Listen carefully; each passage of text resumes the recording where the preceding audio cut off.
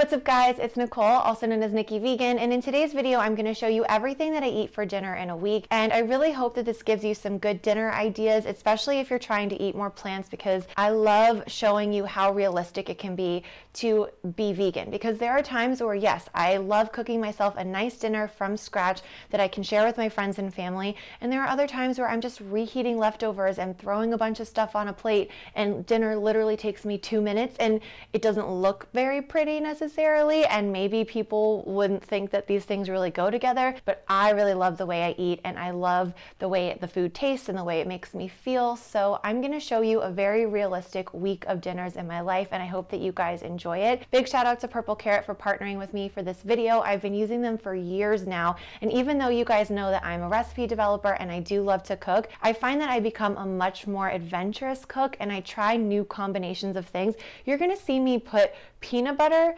into a tomato broth. I would have never thought to do that if I didn't have this recipe showing me how to make an African peanut stew, but it is by far one of my favorite recipes that I have made in a very long time, and I'm so excited to show you how to make it. I actually shared this particular dinner with friends and family and they were blown away. So if you guys want to check out Purple Carrot, there will be a link and more information in the description box below. But for now, let's get started with dinner number one.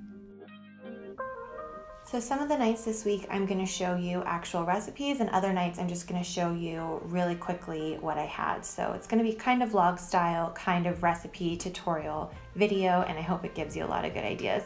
Monday night I wanted something really cozy and comforting because it's been rainy and kind of cold, so I started with one of my favorite salads that I loved as a kid, which is cucumber salad. To start, I just went ahead and I sliced up my cucumbers. I massaged a little bit of salt into the cucumbers because that helps them release their juices, which means they can soak up all of the delicious pickling liquid that I made. And pickling liquid sounds fancy. It's literally just lemon juice, vinegar, a little bit of maple syrup, and some cayenne pepper.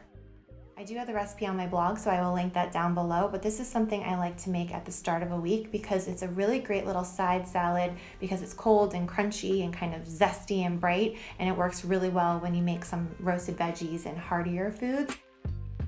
I had a couple carrots left over in the fridge, and I hate food waste, so I just decided to roast it all together with a little bit of olive oil, salt, lemon pepper, and dried rosemary. This combination is really good, and I said a little bit, I meant a lot. There was a lot of seasoning on those potatoes. I put them in to roast, and in the meantime, I mixed together a little bit of stone ground mustard and some fig jam. And I actually made this as kind of a glaze that I could brush over a vegan sausage. So I took a field roast Italian vegan sausage, I popped that into the oven for the last few minutes with the potatoes. The glaze kind of caramelizes on top and it gets so good. I served that up with my cucumber salad and a little bit more mustard on the side for dipping, and this was delicious.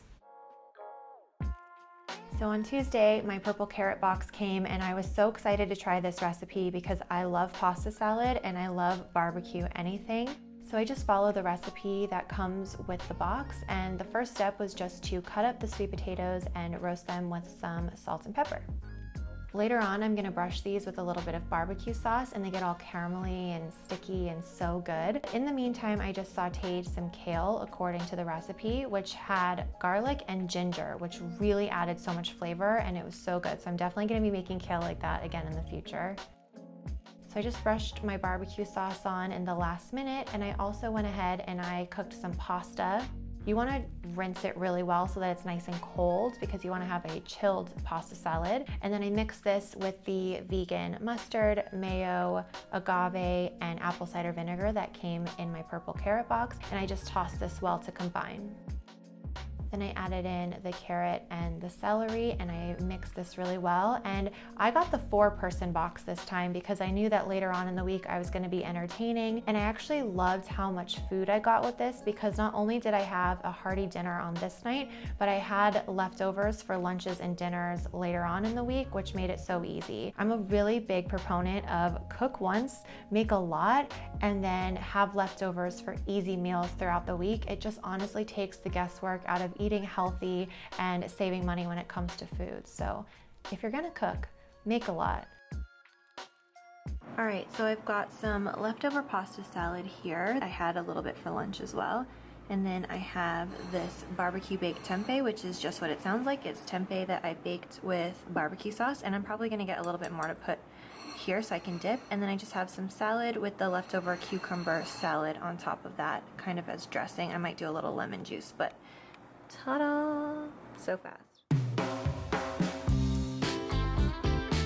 Thursday night was my favorite meal of the week, and it's definitely one of the most unique recipes I've tried in a very long time. I've actually made this recipe again since filming this video, and I made it for a girls' night, and my friends loved it just as much as I did because it's so flavorful. And it's actually super easy. So I just followed the purple carrot recipe to a T. It starts by prepping some quinoa, and while that simmers, you just kind of chop up your veggies. Here I have red onion, ginger, and garlic, and the combination of these three ingredients, first of all, smell amazing when you're cooking, but they also just add so much flavor. And in my purple carrot box, I also got some chard. And this is a great way to eat vegetables if you don't like vegetables. So if you're someone who is trying to eat more plants, but you hate eating steamed greens or sauteed greens, adding them to a really rich stew like this, or even a pasta sauce or a soup, is a great way to kind of add a lot of flavor and almost kind of sneak them in.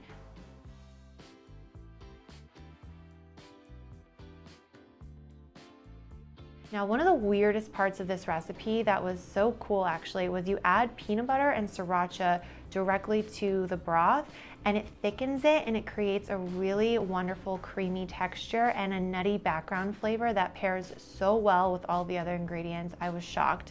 I've never done anything like that before, and I can't wait to experiment more with nut butters in stews. It was so good. So then you just add the greens and you let them cook through, and what you get is this beautiful, richly flavored stew that is actually so perfect for this time of year because it's been raining a lot here, and this has a lot of really cozy, warming spices, but you pretty much just throw everything into a pot, so it's super easy. Now, I wanted it to look really fancy, so what I did was I just lightly sprayed a small bowl with some cooking spray, and then I packed in the quinoa once it was cooked, and when I inverted it, it creates this little tower in the center of the serving bowl, which I just think looks so pretty. So I then just garnished it with the roasted peanuts that came in my box. This adds a nice texture, kind of a crunchy element, and a little bit of saltiness as well because the peanuts were roasted. This looks impressive and it's flavorful and it's so good, and I'm so glad that I actually have the recipe in my little recipe booklet collection. I collect all of the recipes from my purple carrot boxes, and I have quite a stash going on right now. So this one has been bookmarked and I will definitely be going back to it. So Friday night was a busy working day. I still had a lot of work to do on this night, so I needed dinner to be really, really fast. So all I did was I reheated the leftover potatoes from earlier in the week, and I made tofu scramble. Tofu scramble is my go-to for busy nights like this when I want something hearty and filling, but really fast. It only takes like 3 to 4 minutes to prepare, and my trick is to saute it with a little bit of salsa and also some vegan cheese. It creates so much like flavor and really good texture without adding really any time. You just warm it through and you're done. So I've decided that my new favorite time to entertain is weekend lunches. And I mean that kind of long, lazy lunch that is half dinner, half lunch, because you kind of linger around the table for a long time and you're snacking, but it has that relaxed weekend feel. I think that's the best time to entertain. So I invited my friend Catherine over, and my game plan here was to make one main dish. So I made a vegan tortellini that was so delicious, and then I just made a salad and some snacky bits on the table, and it was really easy. So for the tortellini, I just chopped up some mushrooms, onions, and shallots. And in order to get a nice amount of flavor out of the mushrooms and the shallot, I like to really let them caramelize. And the trick here is to put them into a hot pan and don't touch them for several minutes. Don't even add salt or any other flavoring. You just want to let them sit for about 3 to 5 minutes, and they will start to caramelize and their flavors will deepen, and this will prevent the mushrooms from getting rubbery. And after a few minutes, you can stir and add your salt and your dried thyme, and I deglaze the pan with a little bit of water. You could also do some white wine if you wanted to, or even veggie broth. And then I set that aside to cook the tortellini, and this cooks super fast. These are stuffed with vegan cheese and they are so good. Then I added about 1/2 cup of the pasta cooking liquid to the pan to help create a sauce for the tortellini, and then I tossed this all together with some bright fresh parsley, a bit of dried dill, and some lemon juice and lemon zest. Then I added a couple of spoonfuls of vegan yogurt. You could also do vegan sour cream. They're kind of interchangeable here. And then some capers and lots of black pepper. And you guys, the combination of lemon and black pepper with capers and dill is divine on everything from bagels to potatoes to even tortellini. It is so good and very easy. For the salad, I just took some cauliflower and I took a bit of help from the grocery store because, you know, it's the weekend. So I got some pre-washed, pre-cut cauliflower. I roasted that in the oven with some salt and pepper, and then I made a creamy hummus-based dressing for this.